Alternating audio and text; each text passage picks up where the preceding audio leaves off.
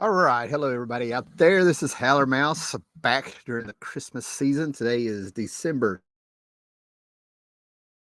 21st, live with some books I've got over the last month or so, and I may be double dipping from other shows here because all around me, I've got three more short boxes to transfer comics into from the long boxes and from scattered around the room and things like that. So I made sure to get these out of the bundle so I could show them and do one quick show tonight. And we know what quick means for me. Could be quick, could be slow.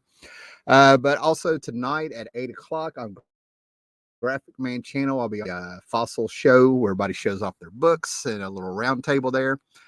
And tomorrow night I'll be wrapping presents. So I'm going to be busy working wrapping presents. And I don't know about you guys, but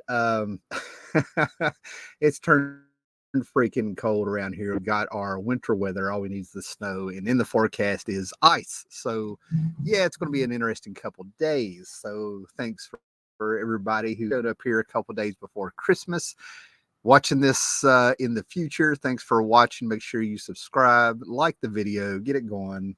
I'm going to try to bring this channel back to life a little bit. Who knows? And I'm going to show some comics and maybe talk about them. Like I said, I've probably shown a few of these before, but I've got a whole other stack I know I haven't and everything, right? So hope everybody is ready for Christmas. We celebrate Christmas and Hanukkah. I'm going to throw out Hanukkah there. Hanukkah has become a factor in an area that does not have a Jewish community where I live. But you know, when you work more or less for the state across the state, and you have programs and you meet a lot of other people from different programs and different companies. Yeah, I've become aware of just, I've always known about it, but never really met anybody that celebrated it. There you go. So anyway, I bet there's people out there in certain communities and probably a little bit more up north and stuff are going, what? But yeah, so yeah, man, it's just the area, man. No conspiracy. Okay, so and I hope everybody gets what they want for Christmas and stuff, right? And you're gonna be hearing cats. You're gonna be hearing a little heater going because I'm not gonna get the fireplace going and things like that. The cats are restless and stuff. That's how I know a storm is definitely brewing and stuff, right? You can watch your animals and stuff. Hey, we got a lot of deer out, a bunch of apples. The wife did some canning of she made some apple butter, quite a bit, and there's some leftover apples, and they're not going to make it, so the deer have gotten a little Christmas treat. Oh my, the cats are going to test me, man. We just had an avalanche over here. Hey, we got Unruly Simeon there. Thanks for joining me. We got Gratu there. What's up, brother? All right, good to see you. All right. And Unruly Simeon, let's show him. All right. Make sure you comment. I'll throw you up there. Let's get this update not to do. I always tries to update when I'm doing a live show, right? So before I get to the stack that I know I haven't shown, I'm going to show you a few things. Now, a lot of these came from indoor flea markets, and a lot of these books ended up being like 14 for $10. Everything was a deal. There's a stack here that I'm pretty sure I've shown. It was 50% off, so I went back and got some books for $250 to complete a little, come close to completing, and so let's get to it, man. All right, so just to be sure of what we have here, I want to show you some of these books. This was part of these may have been a part of a stack where it was 24 books for $20. Who knows, man? I've hit a couple places over the last month and stuff on the weekends. All right, so one of the things I got here is a Luke Cage Hero for Hire with an artist that I don't know if he's done any other work and stuff when I got in here and started flipping through this a couple weeks ago, right? But it's number 15, all right? And I got to tell you, man, talk about a powerful image that's coming on there and stuff, man. Right in the middle of the blaxploitation era of the 70s, man. And this just drips that era, right? I mean, I can see Quentin Tarantino just loving this series. And, Nick Cage got his stage name from Luke Cage, if you will. So nobody would know he's really a Scorsese. How can I sound any more hillbilly when I say that? Go figure. Hey, Red Vitamin Blue. Oh my God. Sorry, guys. I want to stop here. That's a blast from the past. I think I've only heard from you a few times this year, man. Merry Christmas, Howler. Hopefully that ice storm passes. I heard through your neck of the woods next week. Thank you. I appreciate it. we will survive. Worst comes to worst, I get iced in. I get to work in the comic book room. We're cool. Thank you, man. Merry Christmas to you and whatever's going on in your neck of the woods. I hope you survive it also, brother. Okay, man. So yeah, some 70s gold there. Some more 70s gold. Now some of these are a little bit beat up. They're still nice, but Marvel Team Up #2 with the Human Torch. And this is why I feel like I may have shown these books, but um when I was a kid, late 70s and stuff, and I would see the stepdad and the uncle and maybe one or two other of them older folk, if you will. We'll be all hillbilly tonight, it sounds like. But it used to be a big deal when Spider-Man and the Human Torch would hang out together and have little adventures together and stuff, right? I mean, nowadays, and gosh, man, since, go over 30 years, the big buddy book, the buddy team that we've heard about has always been like the blue and gold. Can't even believe I'm saying this. Booster Gold. I mean, I said the name. I didn't regurgitate. All right. And, Blue Beetle. But before that, it was Spider-Man and the Human Torch hanging out and stuff, right? This little rivalry they had going on. And if you read the Spider-Man books in the mid to late 70s, he had the Spider Buggy, and it was Johnny Storm, the Human Torch, that made him because, Johnny Storm was the hot rod guy, circa the 50s and stuff, race cars and stuff. And John Byrne, last person I really saw touch on that was John Byrne in the early 80s and stuff, right? That's what they forget about Johnny. He really was Johnny. You know what I mean? He was James Dean to a certain extent, little kid, hot-headed kid brother, who loved the cars and the girls and stuff. Anything with an engine and anything that breathed and stuff, right? Marvel Team Up #5, which I could not believe I got these so cheap and stuff. Still a little beat up, but Spider-Man and the Vision, not a lot to say about that. And then here we go, Spider-Man and the Thing, right? Still touching that stuff, right? Marvel Team Up is very interesting because when people talk about like the death of Marvel and stuff, there's a lot of theories out there from a lot of hardcore seasoned collectors who were there when Marvel was coming up in the 60s and stuff like that. And a lot of people actually feel like the beginning of Marvel Team Up was the actual death of the pure Marvel, because now you had Spider-Man with a hero every month in the world of continuity and the window outside your door. It was a little contrived for them, right? But anyway, the other thing about Spider-Man and the Thing, and I've said this before if you've watched me over the years, Spider-Man is the figurehead, if you will, the spearhead for Marvel. They're in the 90s when the books were like tanking and they were really bad, and they were doing Clone Sagas and Carnage Unlimited and crap like that. Somebody at Marvel actually said, we're not worried about it. We can stick Spider-Man's name on anything and it'll sell, right? But Spider-Man was the Marvel character. But to me, for what Marvel was and is supposed to be, it's the Thing. The Thing is like the ultimate character that you would make at Marvel. Blue collar guy, streets of New York, things like that. All kinds of things with him. Tragic figure, man trapped inside of a body of a monster, that kind of thing. An outsider, a little bit of some freak. And then we got again, I told you, Spider-Man and Human Torch were a thing back in the day. So here it is, #10. 8 months later, it's Spider-Man and the Human Torch again, going up against, who is that? Kang.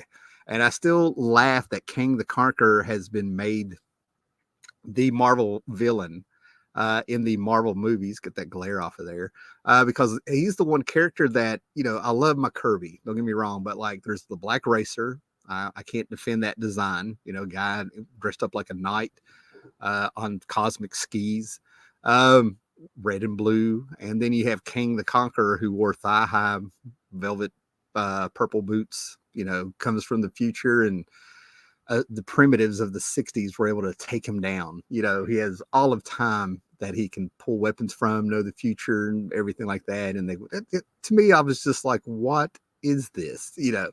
But Kang is the one character at Marvel I kind of chuckled at, and I always will. I think he's silly, Number 13, Captain America, Spider-Man Marvel Team Up. What can be said? And then we had the Hulk. I've got to admit, I've always liked the Hulk. The TV show was on when I was a kid. I saw both movies. I watched the TV movies that came out in the 80s. The comics since I was a kid, the Marvel Treasury editions when I was a kid.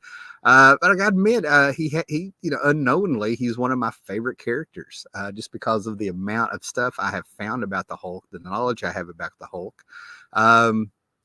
Everything about him, I just never really realized. I have several figures of the Hulk, which cracks me up, floating around here. So yeah, it can surprise me. Spider-Man and Iron Man.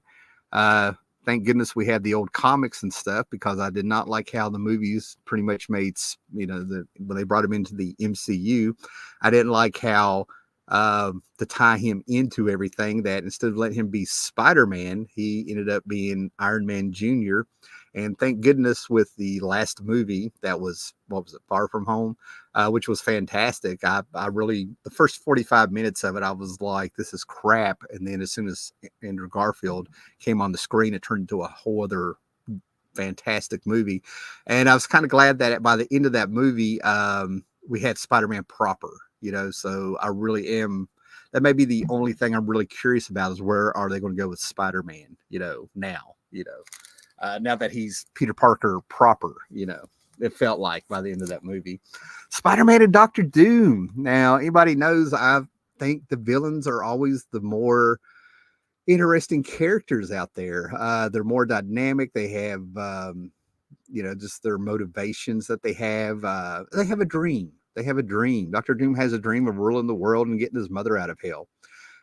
Neither one are illegal, but yet, there's nothing illegal about wanting to conquer the world. There's no laws, so I mean, that there you go. But I always kind of liked how Doctor Doom at one point in time was like the villain, the Marvel villain, that anytime he showed up, whoever's book it was, everybody had to take a minute and freak out for a second. That's what it felt like. So, a villain that was so popular, he got to team up with Spider-Man. Spider-Man and Nighthawk, and I think this is from 1980. We're jumping up to 101, and it just cracks me up because it's Return of the Hippies. You know what I mean? They were doing a little throwback to the 60s there in modern times at the time. So there you go. And it really gets me because people are so used to seeing Nighthawk and the Defenders that they even know who the character is, that they forget that this is actually Batman running around the Marvel universe. This wasn't this is a Batman from another dimension with the Squadron Sinister. I believe he was the one, the Squadron Sinister who changed his ways. And the Squadron Sinister was nothing but the JLA version for Marvel of the JLA, if you will. So when they also have a Speed Demon running around. That's the Marvel version of Flash, and I'll be bringing up the Flash in the Marvel universe up in a minute. So it always kind of gets me how people kind of miss that it's Nighthawk, it's not Batman, even though there were some tongue-in-cheek stories that did come out. All right, got a lot of people here. Unruly Simeon is all over this. I always like the rare issues where Spidey wasn't in team up. Unruly Simeon, I always like the. Oh, wait a minute, I just read that. And then we got Ranger Sly here. Bronze Age of goodness. Oh, yeah. Bronze Age is my favorite era. I grew up, I was reading comics and my stepdad's comics and stuff in the 70s, but I came up in the 80s and there was a ton of great stuff in the 80s, but there's just something about Bronze Age. It's like anything that had to do with heroes from Marvel was the stuff. And anything that DC did that wasn't superheroes is gold. They had some great books that people missed out on. And, just time of the era, allowances. Spider-Man 100 Marvel Team Up 100 cracked me up. Frank Miller cover. Okay. First appearance of Karma. Got a little hot when the New Mutants movie was coming out. Everybody was going for the graphic novel.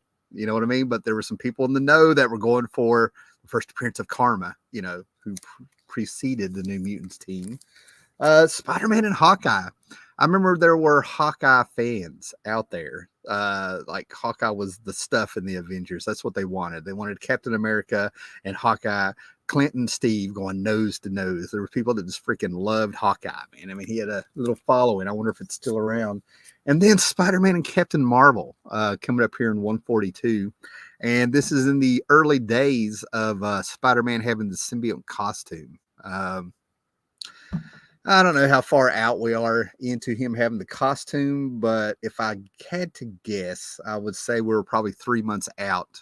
Probably Spider-Man 255 was out around the time, if I had to guess. Okay. Grain of salt. I just know it was that era, and the symbiote suit captured a lot of people. Oh, man, what we got here? All right, Jonathan. Merry Christmas to you, sir. I like any age where heroes being heroes, because that's what they are, is the center of it. Yeah, adventure stories. Yeah, morality stories. Good guy versus bad guy with a subplot and stakes. And characters were, it was very introspective. We had the word balloons to know what they were thinking in their head and stuff, right? Um, Marvel Team Up 100 is one of my favorite single issues of all time. Frank Miller and John Byrne in the same giant issue. Yeah, I've got to get in there and read it. I've actually never read it.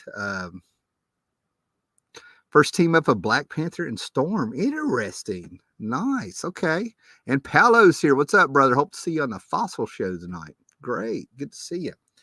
All right. Now, here's where I may be double dipping from a previous show, but hey, you know, who cares? Not everybody watches everything, and the views aren't exactly like the last good video that I really had that I took off a little bit was the theme of Conan that we did when I about 2 shows back when Cavern of Chaos was back on here and stuff. That one did very well. So, you know, plug. Go watch it. Very proud of it. Had a lot of fun, right? So these were from a vendor who did 50% off his books, and I've been eyeballing these and some Tarzan books, but I got the core accent of Tarzan books, right?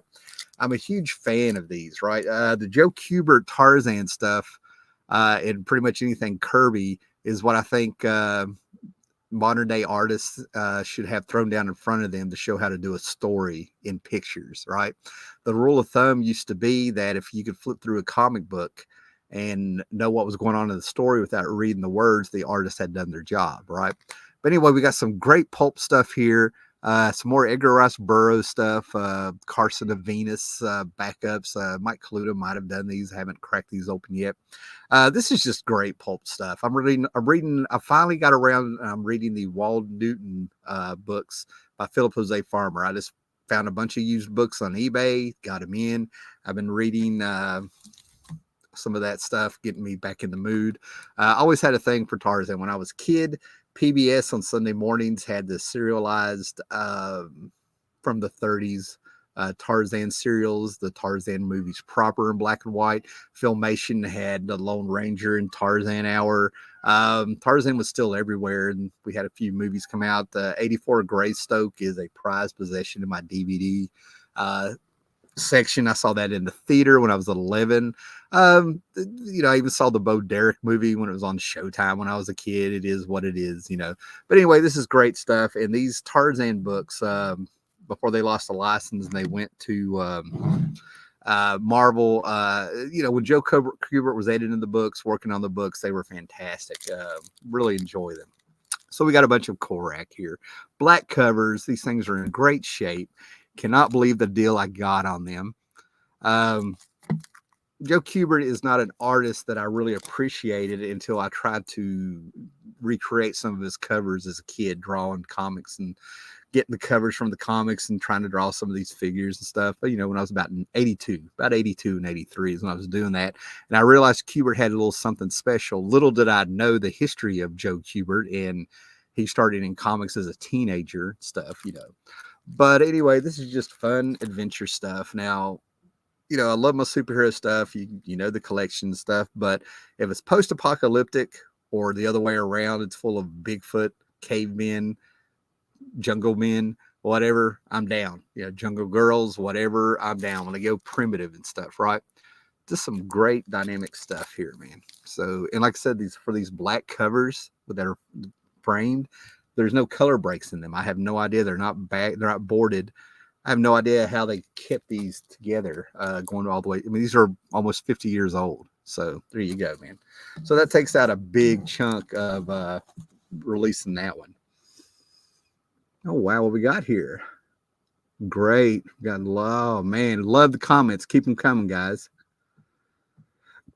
Okay, Jonathan is all over this. Those Corrick books are amazing. Look at that cover. Oh, Jackson Roy Kirk is here. Hello, folks. Ranger Sly. Love the DC Tarzan and Korak as well, with the other sweet Burroughs books, lesser known characters done by Kaluta and others. Yep. And Joe Kubert. Yeah, a lot of great talent were on those also. Okay. And anytime I bring up Marvel doing Tarzan, there's an annual I like with John Buscema. John Buscema did the art. John Buscema had a lot of passion for the Tarzan. Roy Thomas was doing a lot of those books and stuff like that. And I never felt they were like that good, but they have their defenders. And I've never figured out if it was love of Tarzan or love of Marvel with some of the people I've talked to. And then with some people, they are objective. They were like, you got to give them a chance, right? So some of these books, some of these runs that I'm collecting, it's like I've fallen backwards into them. I wasn't even really trying. Okay. And that's not a humble brag. I'm amazed myself how I fell ass backwards into some of this stuff. Right. But Micronauts, I think I'm down to needing 4 issues, volume 1 of the Micronauts. I found the first appearance of Captain Universe while my wife and I were going around antique stores and stuff on our anniversary. I looked up in a cabinet. There it was, stuff like that. This is around the era that Jackson Butch Geist came on and was drawing, and I finally got it. I flipped through books. When I buy these books, there's actually been some dealers who actually said Micronauts was the only book they read as a kid. This book, anytime I run across people who know the Micronauts book, the love they have for it, right? So I'm going to have to sit down and just binge and go through all this stuff, right? Bill Mantlo. But yeah, I mean, I need 3 or 4 more issues. I'm sure I want to run across them. Now, this cracks me up. This book is actually worth $3 to $4, the actual price. It also cracks me up when anytime a preview book comes out, because to me, it's like giving an Academy Award to the trailer for a movie. All right. I'm not going to budge on it. You know what I mean? It's cool to have a preview book that's giving you a heads up, but it's not a first appearance. It shouldn't really replace anything. I can see it having value. No, that's not what I'm saying, but that's a whole other conversation. And I've got another show to do tonight on Graphics Man's channel, where Paolo and Gratu, if he's still there, will probably be on, right? But these Marvel Age books have been going up. This thing is about a $3 to $4 book, and because it has a Jim Lee interview and unpublished Jim Lee X-Men art, this makes sense to me that this should be worth a little bit of money. It's unpublished art you don't see elsewhere. You follow me? All right. So books for about $3 or $4 off the top of my head, real life price. Get on eBay. This damn thing, when I bought this, and I think it was last week I looked, $50 to $110 is what I was seeing that people were expecting this for this, right? Marvel Age 104. So this I kind of understand. It's unpublished art, new art, not previews of upcoming art and stuff, right? And speaking of, I guess, key books, this is like my 3rd or 4th one of this, right? I've got one sitting right over here, right there, ready to be put in my Muti boxes, okay? But I had to grab this for $1. Another key book where it's Deadpool and Cable going at it, right? I have said it before, and it is not a slam. If you love Deadpool, cool. You know what I'm saying? Awesome. I like the movies. I can't get into Deadpool in the comics, but I like the movies. Go figure. You know what I'm saying? But I was there. My brother and I were there. My brother's 4 years younger than me. We would go, he would come down, I don't know, 2 weekends a month or something like that to hang out with us. And I would walk him over to Scotty's Pharmacy and Magimart. He would buy some books. I would buy some different books. We'd pile up in my room, me on my bed, he on a beanbag, and we would trade out the books to read. You know what I mean? That's how we got more reading. And he had his pulse. Just 4 years younger. It's like I was already a dinosaur at 17. You know what I'm saying? But he had his pulse on the key books that were coming out. First appearance of Cable, first appearance, New Mutants 98, first appearance of Deadpool. He was right there on it. He was right there on the Laura Liefeld thing, right? He was getting gold as time went by, we would see. And he got me getting back into the New Mutants. So I had the first appearance of Deadpool also and stuff, and it's an awful book. I was there for X-Force. I was there. I think I remember buying issue 2 or 3 when I was working in Baltimore for the first summer after I graduated at a pallet factory, there on the what did they call it, the boardwalk right there on the coast, things like that. But I got rid of them. They were awful books. So it blows my mind that Deadpool blew up and his first appearance is worth so much, because if you actually read the book, and I guess it doesn't matter, it's a first appearance, but if you actually read the book, it's total crap. You're like, whoa. And right off the bat, I was like, this is Deathstroke with Spider-Man's mouth. I thought he mixed Deathstroke and Spider-Man. He got a guy that wouldn't shut up like Spider-Man. I thought he had the look of Spider-Man mixed with Deathstroke. I was right there going, wait a minute. Terminator,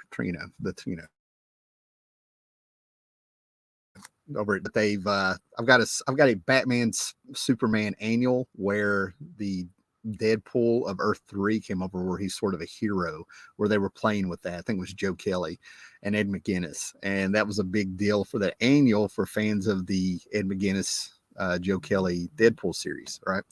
And I will buy this book all day long, right? I will buy this series, excuse me, not this particular book, but this series. A Little Fun is not bad at all. And got another issue of What the. I probably got the first 13 or 14 issues off the rack when they came out. They were bringing back the humor book, not Brand Eck and crazy and things like that. They were bringing back a little bit of fun, and I love the idea of they got John Byrne to do Superman and the Fantastic Four meet up. They had a Justice League versus Avengers. It was all in comedy. Don't get me wrong. You know what I'm saying? But around issue 13 or 14, I think sales must have been dropped or something, because they were no longer on the newsstand. You know what I mean? We had Now Comics replacing a lot of stuff on the newsstand, from what I remember, right? So here's another one. Number 20, an Infinity War crossover, doing more satire with Cookies and Cream right there on the cover. Cloak and Dagger, Cookies and Cream, Spider-Ham, Forbish Man, so there you go. Not the mask. And then one of these is Mike Mignola, and I was talking about an Incredible Hulk, and these are in Mylar. That's what blows my mind. Somebody put these in Mylar, but there's a little era of the Hulk there where Bill Mantlo was writing, Mike Mignola was on here, and the Hulk was mindless, and he had been sent by Doctor Strange into the realm between universes, if you will, because he was a mindless savage. And then around Alpha Flight, you guys can correct me if you want, Alpha Flight 27, 28, or whatever, Alpha Flight was looking for a new body for, what can I not think of, Langston? Anyway, the guy who was Sasquatch needed a new body, so they went fishing. John Byrne actually drew like a cosmic fishing pole that went through a hole in reality to in between realms, and they had found with their scanners a mindless body, and they were pulling him in with I'm calling it a cosmic fishing pole, whatever you want to call it, but it was an actual fishing pole, and they brought back the savage, mindless Hulk into this world. The very next month, they switched books. John Byrne took over the Hulk. Bill Mantlo, Mike Mignola took over Alpha Flight, right? So this was leading up to a lot of that stuff, his adventures in between realms and stuff, right? So yeah, there you go. That was a fun time, and I got these because they were there, and I think I like this book more than I want to admit. Not that there's anything wrong with liking this book, but anytime I saw these two characters, I always thought they could do more with them, because basically, to me, they were a reaction at the time to the Just Say No to Drugs, right? They were street level heroes, if you will, and their powers were connected to a fashion drug that gave them their powers. You know what I mean? But when I saw them, I'm like, you're dealing with light and dark. To me, the book never elevated with the themes it could have had, right? But anyway, it's Cloak and Dagger. Definitely of their era, had their fans. Great characters, absolutely great characters, but I don't think anybody has ever touched on the Ultimate Cloak and Dagger story. These two characters with their themes and contradictions and things like that, if they'd gotten them out of the street level crap and actually looked at what they had, I think these characters could have been more huge. And I do know there was a Cloak and Dagger. If you don't know or remember, it's all right. It might have been on Hulu or something, but I think there was a Cloak and Dagger TV show that crashed and burned, if you will. All right, let's do some comments here. Come on and upload. Of course, it uploads all the way up here.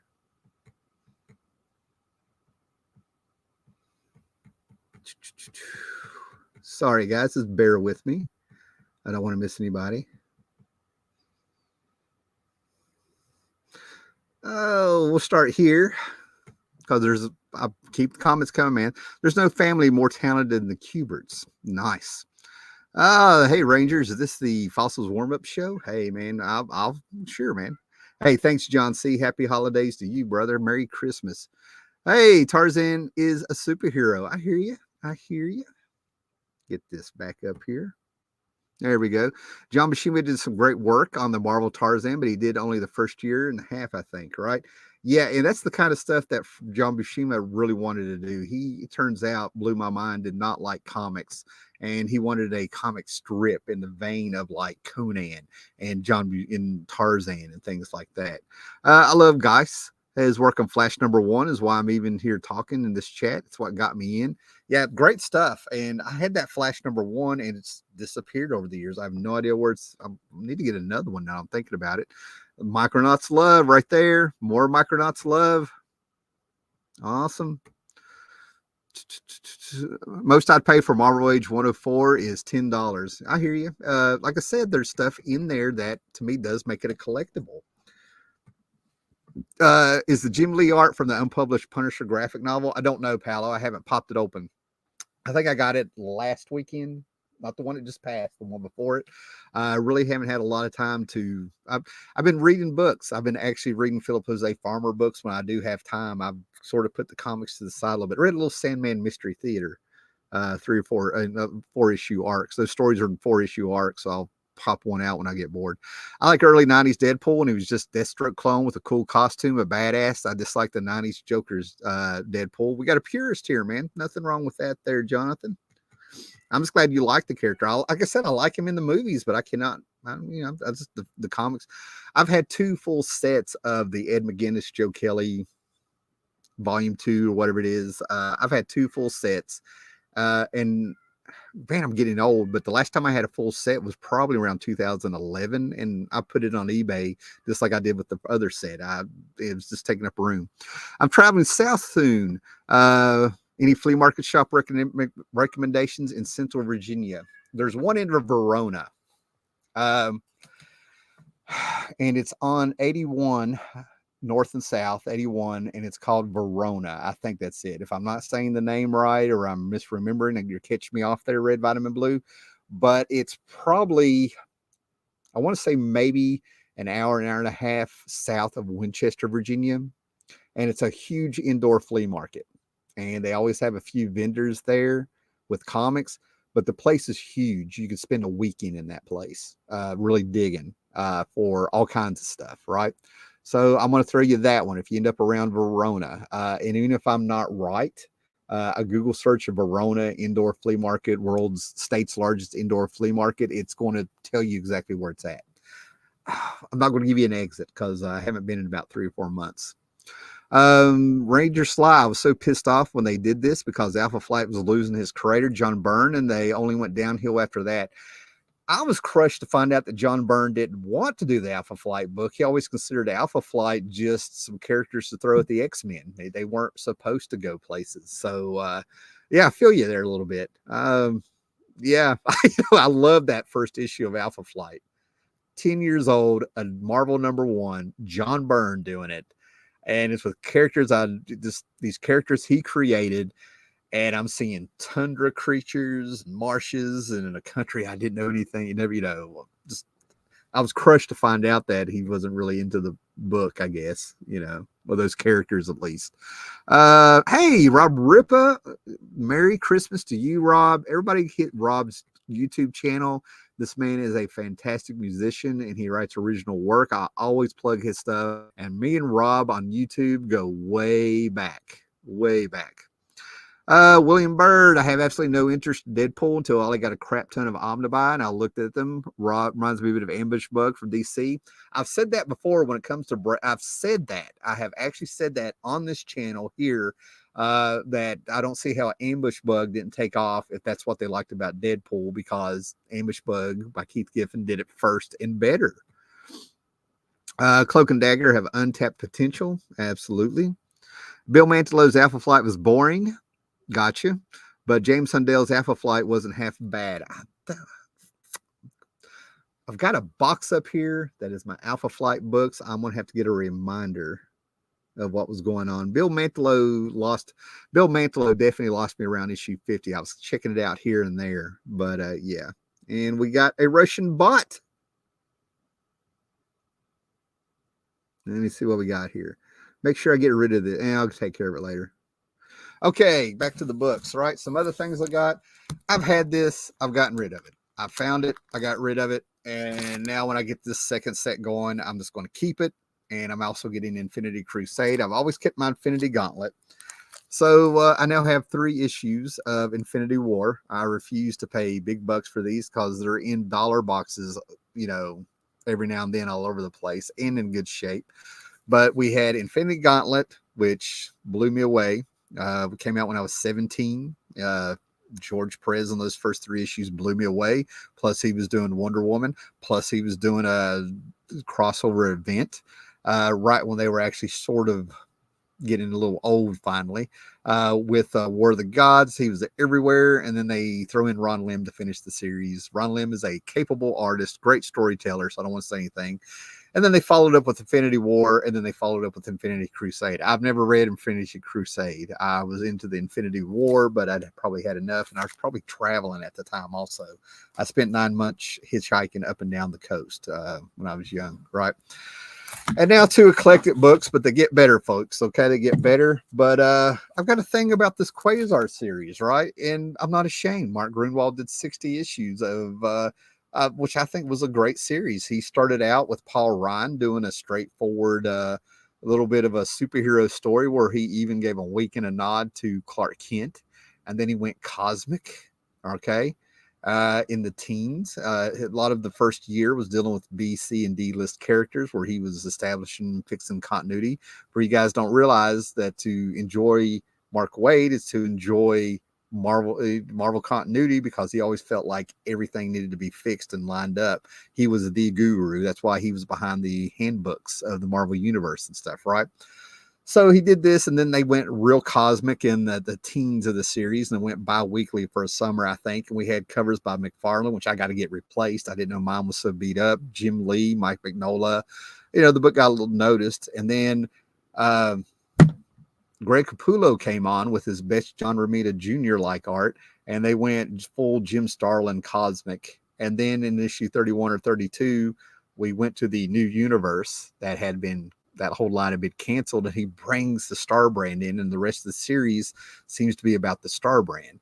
But what's wild about this is that there are certain books of Quasar, we know this is just on fire, that are actually kind of hard to get, because he did 2 things. Around issue 17, after Crisis and stuff, Barry Allen had died, and this person showed up for a cosmic race and stuff who had a red war-torn outfit, practically naked, and he had blonde hair, long blonde hair and a blonde beard, and he couldn't remember his name, but he kept calling himself Buried Alien.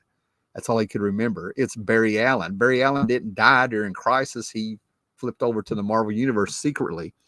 So that's issue 17 or 18, maybe 19 of the series. And then in issue 58, we get his second appearance, a Buried Alien, and he took on a real name and stuff. But that's the cool thing about this. There's a wink and a nod where they have Barry Allen running around the Marvel Universe, and he doesn't remember who he is. And then issue 59, right before that, this is actually a little bit tough to get. It really surprised me, because it's Thanos and his brother, Star Fox, Eros, and all this stuff, right? So there's a few Thanos. That's what I'm going to tell you, man. This thing pulled from everything. It was just fantastic. Great series. I dig it. You know, when you don't have a real popular character, and you pull in a bunch of B, C, and D list characters, and then you pull in from some Marvel continuity. He even brought his Squadron Supreme in and stuff. Things can happen, and they made the Star brand into a big thing that all these aliens were wanting and stuff. Played around with that concept and idea, pulled in his DP7 a little bit there with an antibody, if you know what I'm talking about. You can tell I get juiced at this, right? I had this off the stand because I collected every issue of Keith Giffen and James DeMantis, whatever, Justice League. I was there. It was great. I followed it. And there's a few they had a few spin-offs, and this was Mr. Miracle by James DeMantis, right? And I got to tell you, the Ian Gibson doing art and things like that, I found this very lackluster, right? So I ended up getting rid of them over the years to make room. I found a number one, 50 cents, and it's in great shape. I get it in a better bag. The bag is probably the original one from 1989. The way it feels, it's even got a little bit of a Vaseline feel to it, if you will. But yeah, went ahead and got it just to, I dig Mr. Miracle. You know what I'm saying? I don't know why I'm talking like that. Yeah, I really dig Mr. Miracle. Character based on Jim Steranko. This completes a second set of this book. Now, if you are into art, some of George Perez's best art is in this, I think, right? But after they destroyed everything, what is going on? That popped up on its own. I'll do some comments here in a minute. Great. That's all I need. Anyway, but after they destroyed everything with Crisis on Infinite Earths, and I was on board. I was 12 years old reading Crisis. Never seen anything like it before. Couldn't predict what was going to happen. All these great things were going on and stuff, right? And then we get to issue 12. And in issue 12, they've done it. There's one Earth, no more multiverse. And you got some characters running around from Earth 2 and things trying to figure out their place. And then there's one more great battle with the Anti-Monitor, right? And then you had the original Dick Grayson from Earth 2 and Huntress, the daughter of, the Golden Age Batman and Catwoman, and they died in it. Wall came down on them, right? From all the fighting and stuff. And it was that very moment that I was like, I don't think this was a good idea anymore. It turned me. I was like, all these interesting characters are gone. I remember thinking this at 12 years old, like, been watching this, maybe 13 by now. I've been watching, I've been reading this and following it every month and studying it. And I still have my actual issues, and I could whip them out and you can see how beat up they are and stuff and everything like that. And then who knew that out of all the deaths in those were the two that had me opening my eyes a little bit going, oh, this may not have been a good thing, So anyway, what they did is they came out with a 2-issue prestige format miniseries retelling the history of the DC universe proper, so you know what was supposed to be going on after Crisis, where everybody fit in. So they came out, George Perez and Marv Wolfman did this fantastic 2-issue history of the DC universe. You can get this in trade with an Alex Ross cover. They collected it, but now I have 2 sets. I'm going to go through and see. I have the trade by Alex Ross, but I keep it packed up with my Alex Ross stuff in a box. This stuff I can go through, but this has some fantastic art in it. I need to do a video just showing George Perez's great art in this with these characters and stuff, right? Great stuff, great stuff. All right, and I have just gone blank, so you guys are going to have to help me out here in the comments if you want, and I'll read them and stuff, right? But if this is the book I'm thinking of, this was not on the rack. It was very strange when a Superman in Action or Action Comics was not on the rack and sold out. Because it sold out. That was very weird there for, pre-85. You know what I'm saying? So I get this, and you can tell this is a Keith Giffen cover, and you see this little character, and I heard about this, right? Later on. I didn't think it was a big deal that I missed this issue, right? And then I found out that this maybe, is it Asterix and Obelix? Anyway, I believe it's a French cartoon. Somebody help me out here. I cannot believe I'm going blank because I've just seen the cartoons. They were on the Disney Channel when I was a kid, and I was at one of my friend's house. It was a European cartoon based on these characters that were in comic strips over there in Europe. Had a huge following, I found out. And of course, as I got older and met other people and we got comic book shops around here, I learned much more about them. And they're on YouTube, I think Amazon Prime or YouTube, one of my streaming services or YouTube or something had the books to go back and look at it. But anyway, I had to have this issue, and lo and behold, I found it. And that's probably why it sold out. There were people who liked those characters and were in the know somehow back then, pre-internet. All right, guys. So I'm going to show you the stack. A little bit more left over. We'll do some comments, and I will fly through those. All right, Alpha Flight #1 was Marvel top seller when it came out. Stayed on top 10 for a while during the Byrne era. Those first 12 issues are classic Marvel. You know what I mean? Not a classic run, but it's just solid storytelling. Keeps his mouth shut since he doesn't want Ranger to get out his shotgun again. What is going on? I like, ha ha ha. Gotcha. That's awesome. Mark Grunwald wrote a very entertaining Quasar underrated series. I need 2 more. I need 50 and 51, and I have them all. I'm done. Of course, the Gift and Era is a favorite. JLA, JLI, JLE. I have a short box now. I finally took a short box and put all the stuff in there, the JLA quarterlies, the spinoffs and stuff. Gretzky is here. What's up, brother? Crosses lost me when they killed Barry Allen, so many other DC characters. I did a video years ago explaining why Barry Allen had to die. He started that era of DC in 58. And of course, in 1985, he had to die. I mean, it was the only death where I felt like comic book fans were united that if they brought back this character, he needs to stay dead unless you have a hell of a story. It was very interesting time. Action Comics with Giffen doing Asterix. Thank you. I cannot believe I hate when I'm doing a live show and I go blank. Yes, Asterix and Obelix by Goscinny and Underzoo, French creators. Thank you. Oh, man. That's why I like doing this. Okay. I wasn't getting any DC books except for the New Titans until Crisis. After Crisis, I almost completely left Marvel for several DC titles. I felt the streamlining made the universe better. And I don't know if it had anything to do with it, man, but Secret Wars 2 and then the More Like Massacre, looking back on it and talking to people over the years, they said that's where they jumped off. And I remember a few people jumping off at Crisis and Secret Wars 2. Gotcha. All right, maybe better, but I was jazzed by the new takes on Wonder Woman and Superman. I thought they were fantastic. I don't think anybody's ever beat Perez. All right, guys. So these books, believe it or not, $14. What I'm going to show you, with the idea that maybe 1 or 2 of these are recycled from a past video and got in the mix because they came from the same person. Okay. All Star Comics in Mylar with the Super Squad number 62. Great stuff. Very happy with that. A little Casper and Spooky. I'm a huge Spooky fan. All right. That's how we roll in Spooky. Get out of there. Yeah. Cat's back here tearing everything up. Casper and Spooky. A little Hogan's Heroes from I can't remember if this was 66 or 68. But what I love about these licensed property that Dell Comics did, is when you get down here and they use these photo covers, they give you the actors' names. They give credits to the actors. A little Voyage to the Bottom of the Sea. Watched that show on the antenna when I was a kid, when you would play around with the rabbit ears on a little black and white TV.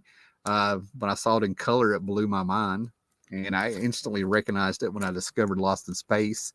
Another Invaders number 41. Working on my Invaders run. This is one of the first series that I read as a kid. Master Man, Warrior Woman, Master Man, and the first appearance of Union Jack 2 were just laying around my house all the time, and I still have those issues. One doesn't have a cover, but I've replaced it. So these were the Stepdad's book. And then I found a little Sergeant Fury Howling Commandos. Anything that's got Hal in it, I should be jumping on anyway. 131 with a dynamic cover where somebody probably handed this artist Jack Kirby art and said, do this. There you go. I'm a little nervous about this because it's Gail Simone. I'm not going to say anything personal about Gail Simone, but I do not think she is the writer. I don't think she's the writer that got built up. It's amazing what social media and having a hook of refrigerators will do for a career. And I've got Gail Simone runs. I've read her stuff. There's been one or two books where I'm like, that was really good, and then it's sporadic, you know. But anyway, a couple years ago, she got to do a Wonder Woman Conan crossover, and I'm very nervous about reading this. I think enough has been done. But this was a mini series between two companies. It's hardback. Dark Horse and DC, when Dark Horse still had the license for Conan, where it should have stayed, in my opinion. So we have that. And this was cool, right? I enjoy these books. I have found 2 or 3 of them at flea markets in great shape. I cleaned this one up. I actually got in there, cleaned it, made sure I dried it. There's a little scratch on the cover. I don't know. It doesn't feel like it's damaged. It feels like it came off the printer press like that. But this is a hardback of Batman Unwrapped, Andy Kubert art, uninked, and it's his Grant Morrison stuff and his Neil Gaiman stuff that he did when Grant Morrison was on Batman. Then Neil Gaiman did the 2-part story of whatever happened to the Cape Crusader, where it was a wink and a nod to Alan Moore's Whatever Happened to the Man of Tomorrow and stuff, right? So this has and I cannot get over, someone said that the Kubert family was the most talented family in comics. I can't get over how his art looks exactly like the comics. Talk about having some tight pencils. But this is all pencils with the lettering of those great stories. Good stuff. Good stuff. Oh, my goodness. All right. So this is another one, but I want to go back and get some of these 60s books. And believe it or not, it's not the Silver Age Marvel that I'm wanting. Okay.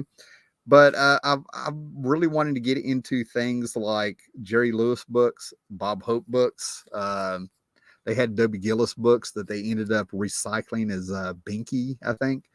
And anyway, this is a Bob Hope book where this was supposed to have been returned because they ripped the title off. But I don't know, man. I'm just sort of really getting into these humor books of the 60s. I don't know why. In 1971, when Jack Kirby was coming to Marvel, they started putting out some of his works and stuff, right? And in the Super DC special, this is my second copy of this, they reprinted a couple of his Challengers of the Unknown books, right? But also, if you go through this, Jack Kirby is talking to you, the reader, as an editorial, kind of telling you about his career, like reintroducing himself. You got to understand, this was during an era where there were never really superstar creators. Jack Kirby was one of the first with Ditko and them. Okay, you know what I'm saying? So it was just a real nice, hey, here's what I've done, and now I'm here, and I'm 53 years old, and I want to be showing you some stuff. It's my Fourth World books, and it's across 3 or 4 pages underneath the art and stuff, right? I tell you what, man, when I read the comics, that's why I love the Bronze Age stuff. There's so much more to read in them than just the story.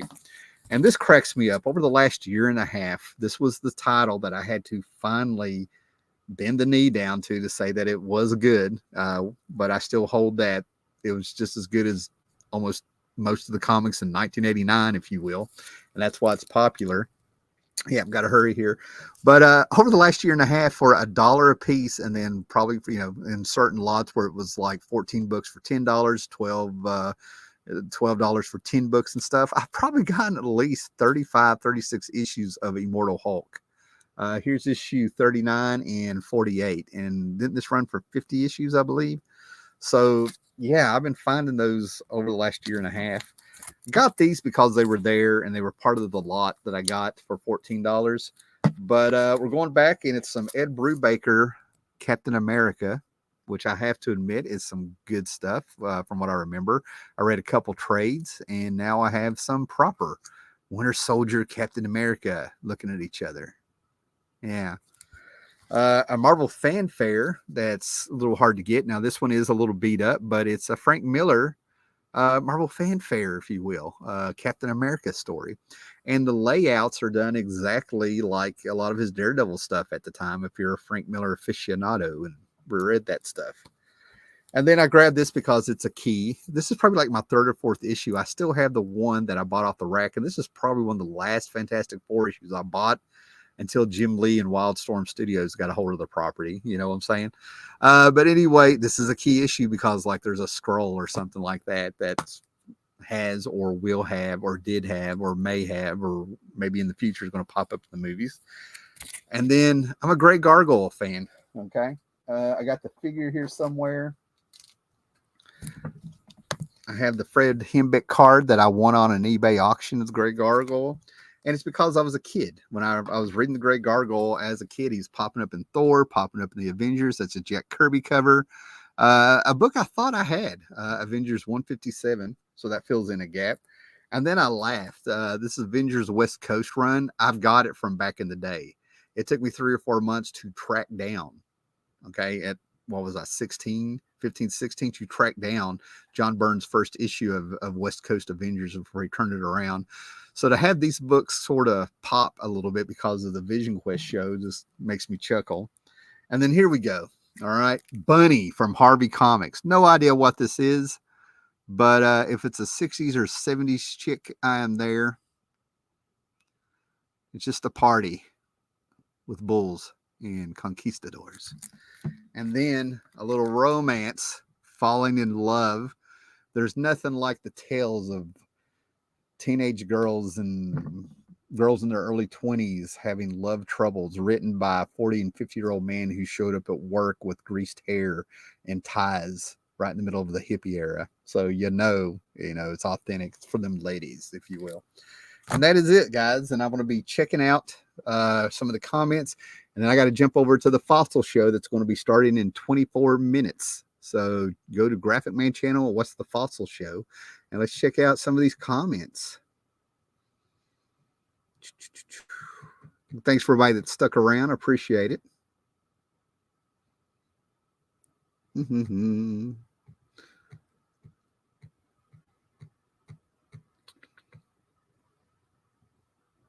Oh, they're still talking about some of the same stuff. Here we go. Ranger Sly. Harvey Comics is going up in prices like crazy, especially in nicer grades. Little Dot fan. Oh, awesome, man. I've got quite a bit of Casper and Nightmare and a few things. Yeah, and Hot Stuff. I love Hot Stuff. Now that the big two companies have gone up so much, other companies are now going up. Good. I'm glad. Great. I'm rediscovering stuff right when it's probably going to cost quite a bit. Oh, those Super DC Giants are gorgeous. All Kirby Inc. by Wallywood Challengers. There is a man that knows his Kirby. Thank you very much. That always warms my heart. Oh, Scotland. How you doing, Lakey? Thank you so much, man. Good to see you. Merry Christmas, Gore. Great that you were able to pop in. And Bunny Archie ripoff. Somebody knows Bunny, Mr. Gretzky. All right, guys. Thanks a lot. And it's time to go do a show on the Graphic Man channel. Like, subscribe, thumbs it up. Let people know we're here. Be excellent to each other.